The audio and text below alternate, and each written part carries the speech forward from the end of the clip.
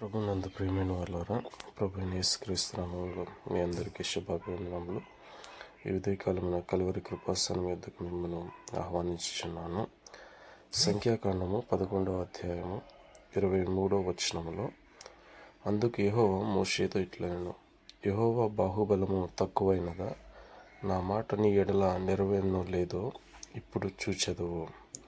మోషే దేవునితో ఏమన్నాడంటే, ఇంతమంది జనమునకు నేను మాంసం ఎక్కడి నుంచి తీసుకుని రావాలను, కూర్చగలను?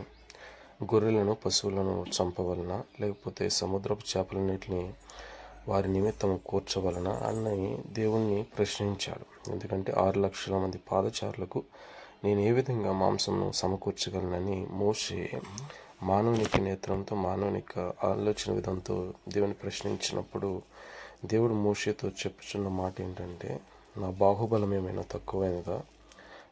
నేను చెప్పిన మాట నీ ఎడల ఇప్పుడు నెరవేరుతుంది చూడని చెప్పాడు. కాబట్టి దేవుని చెప్పిన మాటను లోక సంబంధమైన విధానాలుగా అంచనా వేయడం కానీ, ఆలోచించడం కానీ చేయకూడదు. ఎందుకంటే ఆయన సామర్థ్యము, ఆయన బాహుబలము ఎన్నటికీ తగ్గిపోలేదు.